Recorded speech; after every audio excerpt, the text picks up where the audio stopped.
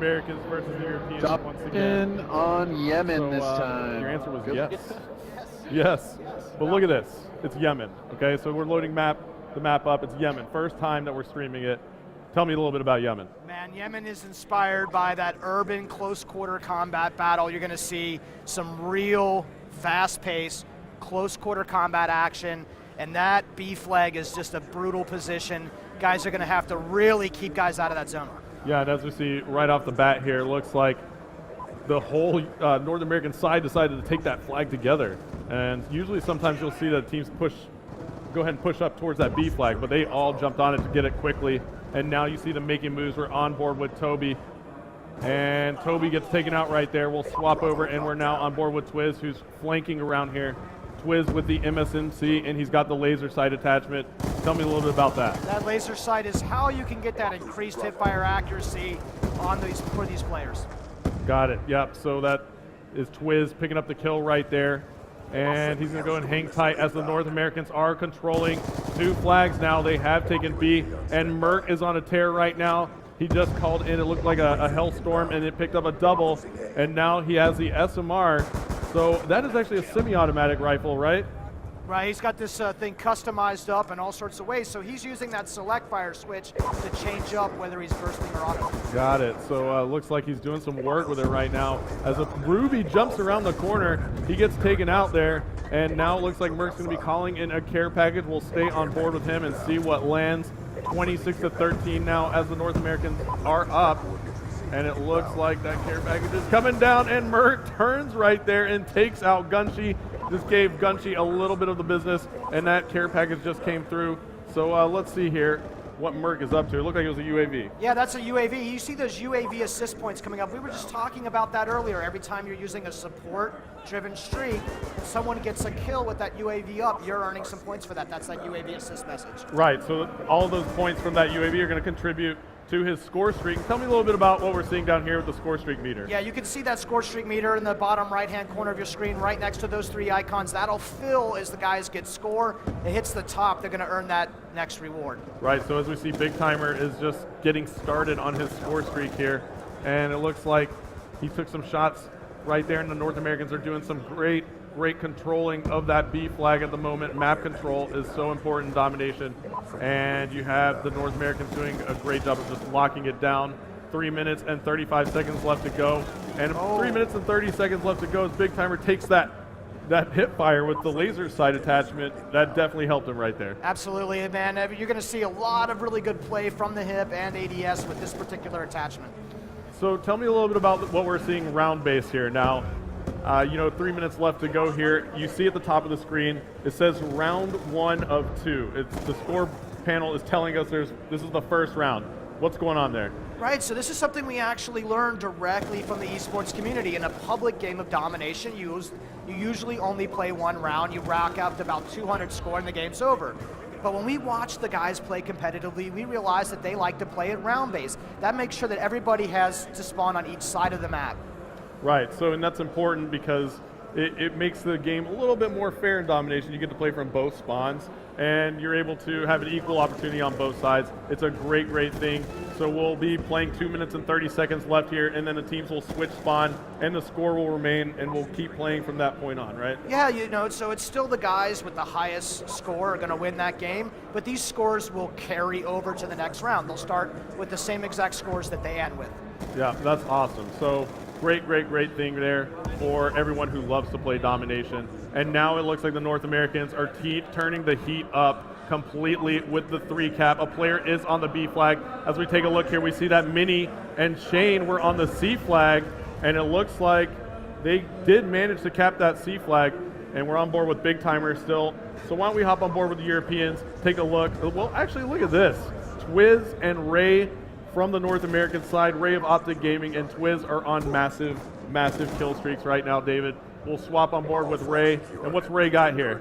Yeah, Ray's got the Death Machine out. This is some of the new weapons that we have put back in. The Death Machine actually has a little baby brother known as the War Machine, which is the grenade launcher version.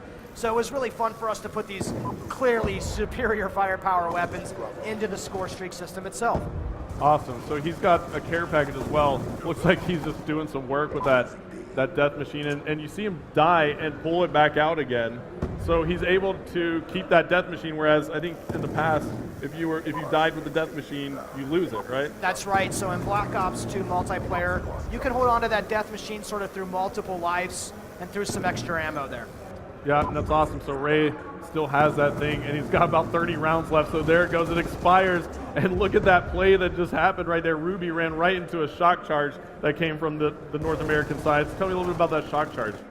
Hester, I like to use that shock charge as a type of alarm system. I'll actually place it on the entrances and exits of buildings, so if anybody comes through that door, they get electrocuted very briefly, usually just enough time for me to spin on them and take that target out. Awesome. Well, look at this.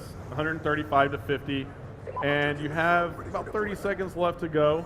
So we're getting to that point where this round is going to end and we're going to start back over. So the score was going to carry over. I'm just really excited for people to be able to check that out.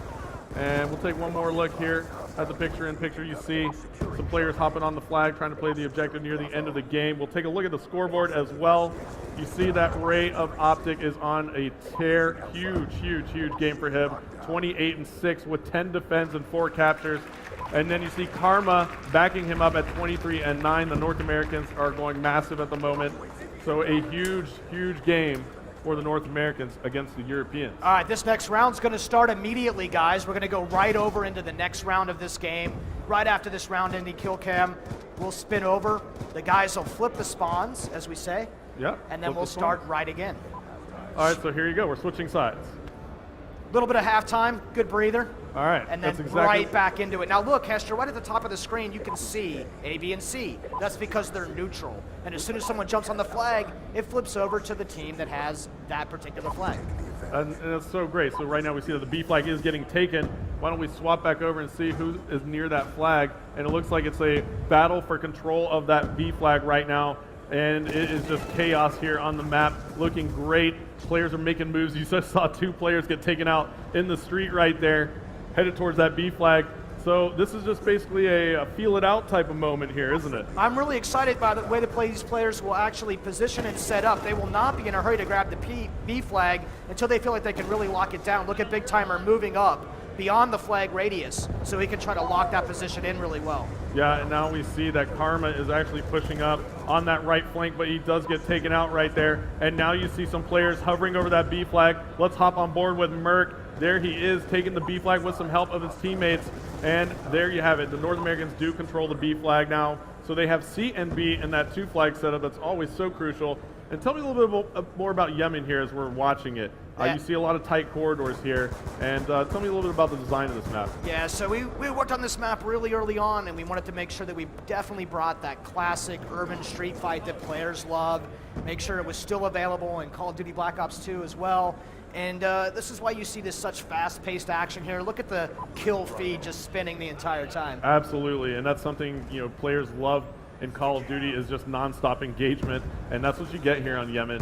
And especially with Domination on this map, it's just non-stop. And you take a look at the map here overhead, and you just see constant movement from the players, right? And it's just a great thing to watch. I actually love this view right here, just watching the triangles moving around the map. I'm always fascinated by the line battles these guys have. They will set up and just try to deal with the threats coming in on them. And in this view, we can see which guys are firing, and you can get a really good idea. Look at Merc coming around from the side, going for a flank. Yeah, and absolutely. We even saw the care package just get dropped right there for the North Americans, back on the C flag in a safe area.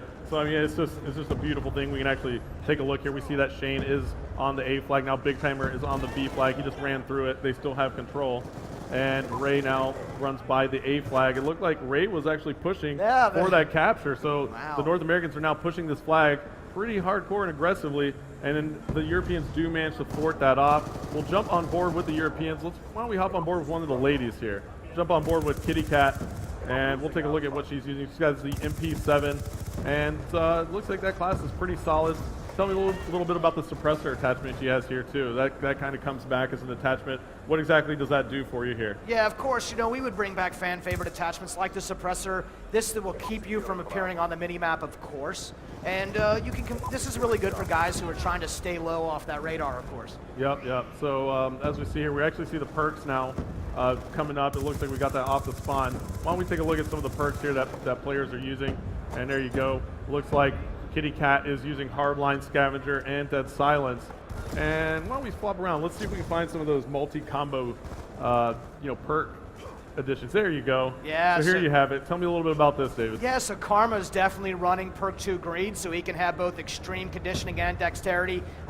And with lightweight, this is a guy who clearly wants to move as fast as possible and be as nimble as possible. Yeah, absolutely. So lightweight is going to increase his movement speed. Extreme conditioning is going to allow him to run a little bit farther and longer. And dexterity is actually going to let him swap weapons faster, climb ladders faster, climb objects faster. So he's definitely going for speed here. And that's the great thing about this is that you're able to customize those perks in your classes to be what you want to be as a player, and that's you in Black Ops 2. It's actually, the very good definition of what the pick 10 and the wildcard system is actually about in the first place, Astro. He can configure this way and just put his points to that particular playstyle. Yeah, and I'm excited to watch him play here. I'm going to stay on board with him. He has the R87. He's got a shotgun. So he's going doubling speed so he can get close, uptight in the faces of his opponent here, and it seems to be working as Karma is 39 and 17 on the board at the moment. So he's doing some work with the shotgun, and look at that. He's going for some range here. He's got 3 hit markers. Oh no, pulling out the combat knife. But there you go. That's a perfect moment, right? Tell me what just happened right there. Yeah, so these guys are so used to being able to swap to their second weapon, but if you're going to use the pick 10 and wildcard system to stack up this way, he had to sacrifice his gun to be able to do that. So he pulls out, thinks he's going to have his pistol in hand, but no, he's got his knife. He does not have a secondary weapon equipped. Yeah, that was actually a great moment because that secondary just wasn't there. He used up all his allocation points in the pick 10 for all his other gear to make him faster. And Karma does pull out the RCXD there. That comes back in Black Ops 2.